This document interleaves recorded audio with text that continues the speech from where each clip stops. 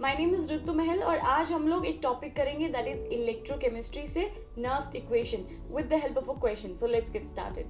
Okay, so question है कि हमारे पास एक एक्सोथर्मिक रिएक्शन है इन विच ClF3 जो है उसकी फॉर्मेशन हो रही है, राइट. सो Cl2F2 रिएक्ट करके ClF3 बना रहे हैं और कुछ हीट रिलीज हो रही है.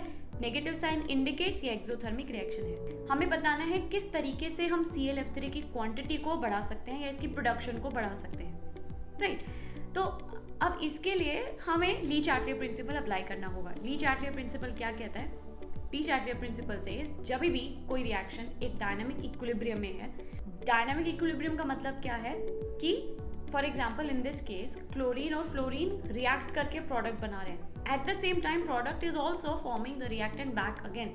सो दैट मीन्स दैट कंटिन्यूसली हमारी जो है वो रिएक्शन चल रही है, बट क्योंकि कंसंट्रेशन चेंज नहीं हो रही है तो हमें लग रहा है कि वो values of concentration are same, right. अभी क्या हो रहा है? Rate of forward and rate of backward are equal. So this is the state of dynamic equilibrium. तो ली चार्टलियर प्रिंसिपल कहता है जब भी हमारा जो इक्विलिब्रियम है वो डिस्टर्ब हो बाय एनी मीन, अगर उस पर कोई स्ट्रेस आता है तो equilibrium will behave in such a way that it will try to oppose that change और रेजिस्ट दैट चेंज, राइट. तो उस चेंज को अपोज करने की, कम करने की कोशिश करेगा इक्विलिब्रियम. ऐसा क्यों करेगा? To attain stability. It's just like कि आप कोई स्केट बोर्डिंग कर रहे हैं and your skate goes towards the right direction, right. तो आप बैलेंस लूज करने लगते हो, स्ट्रेस आने लगता है. तो to prevent yourself from falling आप वापस से क्या करते हो? एक स्टेबल स्टेट पे आते हो by pulling your body towards the left direction. That is for the sake of stability. अभी यहाँ पर हम ClF3 की प्रोडक्शन कैसे बढ़ा सकते हैं? Let's look at the options. पहला है बाय इंक्रीजिंग टेम्परेचर. अभी टेम्परेचर का दो तरीके से इफेक्ट पड़ता है. डिपेंड करता है कि रिएक्शन कौन सी है, एंडोथर्मिक या एक्सोथर्मिक. हमें पता है एंडोथर्मिक रिएक्शन में क्या होता है, कोई भी रिएक्टेंट होगा वो कुछ हीट लेगा और प्रोडक्ट बनाएगा, राइट. अब इस पॉइंट पे सोचो, अगर मैं टेम्परेचर बढ़ा दूं तो क्या होगा? कहाँ पर स्ट्रेस ज़्यादा जाएगा? जहाँ ऑलरेडी बहुत सारी हीट है. तो ज़्यादा हीट देने पर, ज़्यादा टेम्परेचर रेज करने पर क्या होगा? जो रिएक्टेंट है वो ज़्यादा कंज्यूम होगा, है ना, और वो ज़्यादा प्रोडक्ट बनाएगा. अगर हम टेम्परेचर इंक्रीज कर देंगे तो नेचुरली इक्विलिब्रियम, ये जो हमने स्ट्रेस दिया है, इसको रिलीव करने के लिए, कम करने के लिए फॉरवर्ड डायरेक्शन में शिफ्ट हो जाएगा. अभी हमें क्या मिली है? Exothermic reaction. एक्सोथर्मिक में उल्टा होगा. अब देखो, अगर मेरे पास एक एक्सोथर्मिक रिएक्शन है, मीनिंग कोई हमारा प्रोडक्ट है कुछ हीट रिलीज कर रहा है. अब इस पॉइंट पे अगर मैं टेम्परेचर इंक्रीज कर दूं तो क्या होगा? टेम्परेचर इंक्रीज करने पर कौन सी साइड ज़्यादा स्ट्रेस में आएगी? वो होगी आपकी जो प्रोडक्ट साइड है. इसीलिए स्ट्रेस रिलीव करने के लिए हम जाएंगे backward direction. So this is not our answer. Moving on to the next one. It is removing Cl2. अब देखो, ये दूसरे टाइप का स्ट्रेस है in terms of concentration, right. Cl2 remove करना मतलब Cl2 की कंसंट्रेशन को कम करना. अभी Cl2 यहाँ पर क्या है? रिएक्टेंट है. अगर मैं किसी भी रिएक्टेंट की कंसंट्रेशन कम कर दूँ, that means the possibility to collide and form the product will be less, right. So that means अगर मैं Cl2 की कंसंट्रेशन कम कर दूंगी, मेरा इक्विलिब्रियम किस साइड ज़्यादा स्ट्रेस में आएगा? On the reactant side. That means to attain that equilibrium, उस कमी को पूरा करने के लिए equilibrium will shift in the backward direction.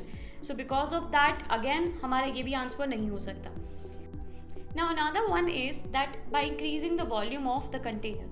अगर मैं कंटेनर का वॉल्यूम बढ़ा दूंगी तो क्या होगा? प्रेशर भी कम हो जाएगा, राइट.